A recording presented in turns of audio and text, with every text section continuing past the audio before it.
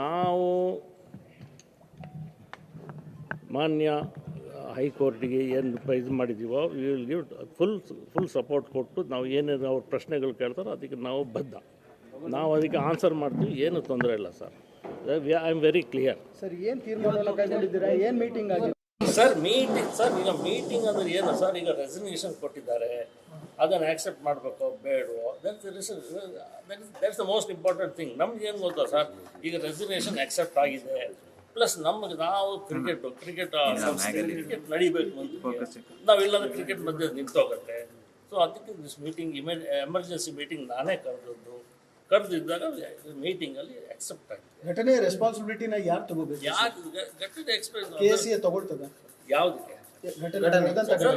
Nothing sir, I will not say anything. ಪುನಃ ನೀವು ಅದನ್ನ ಕೇಳ್ತಾ ಇದ್ದೀರಿ.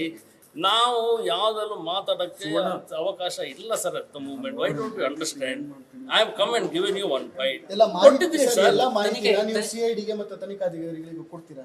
200% ನಾವು ಕೊಡ್ತೀವಿ ಸರ್. ಅವ್ರು ಬಂದು ಇಂಥ ದಿವಸ ನಾವು ಬರ್ತೀವಿ, ಎನ್ಕ್ವೈರಿ ಮಾಡ್ಲಿಕ್ಕೆ ಬರ್ತೀವಿ ಅಂತ ನಾವು ಅಲ್ಲೇ ಕಾಯ್ತಾ ಇರ್ತೀವಿ. 100% ಸದ್ಯಕ್ಕೆ ಬೇರೆ ಯಾರಾದ್ರೂ ಪದಾಧಿಕಾರಿಗಳ ನೇಮಕ ಮಾಡಿದ್ರೆ ಸರ್ ಅವ್ರ ಪ್ಲೇಸ್ಗೆ ರಿಸೈನ್ ಮಾಡ್ಬೋದು? ಅದು ಇನ್ನ ಮಾಡಬೇಕು ಸರ್, ಮಾಡ್ತೇವೆ ಸದ್ಯದಲ್ಲಿ. ಈಗ ಯಾರ್ಯಾರು ಸರ್ ಅಕ್ಸೆಪ್ಟ್ ಆಗಿದೆಯಾ ಸರ್ ರೆಸಿಗ್ನೇಷನ್?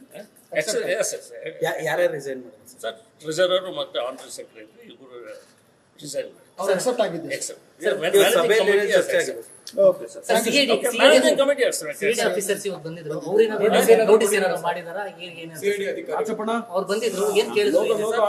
ಯಾರು ಬಂದಿಲ್ಲ ಸರ್. ಆಫೀಸಲ್ಲಿ ಬಂದು ಹೋಗಿದಾರೆ ಗೊತ್ತಿಲ್ಲ. ಬಟ್ ನಾನು ಬೇರೆ ಮೀಟಿಂಗ್ ನಲ್ಲಿ ಬಿಕಾಸ್ ಐ ವಾಸ್ ಬಿಸಿ. ನಾನು ಆ ವಿಷಯ ಭೇಟಿ ಮಾಡಿಲ್ಲ. ದಯವಿಟ್ಟು ಕ್ಷಮಿಸಿ. ಇರೋ ಶಕ್ತಿ ನಾನು ಡೈರೆಕ್ಟ್ ಆಗಿ ಹೇಳ್ತೇನೆ. ನಾನು ಮುಚ್ಚುಮರೆ ಯಾವ್ದು ಮಾಡೋದಿಲ್ಲ. I am very direct. ಮಾಹಿತಿಗೆ ಮುಂದಿನ ಮಾಹಿತಿ ಬಂದಾಗ ನಾನೇ ತಮ್ಮನ್ನ ಎಲ್ಲರನ್ನು ಕರೆದು ನಾನು ಒಂದು ಡಿಸ್ಮಿಟ್ ಮಾಡ್ತೇನೆ.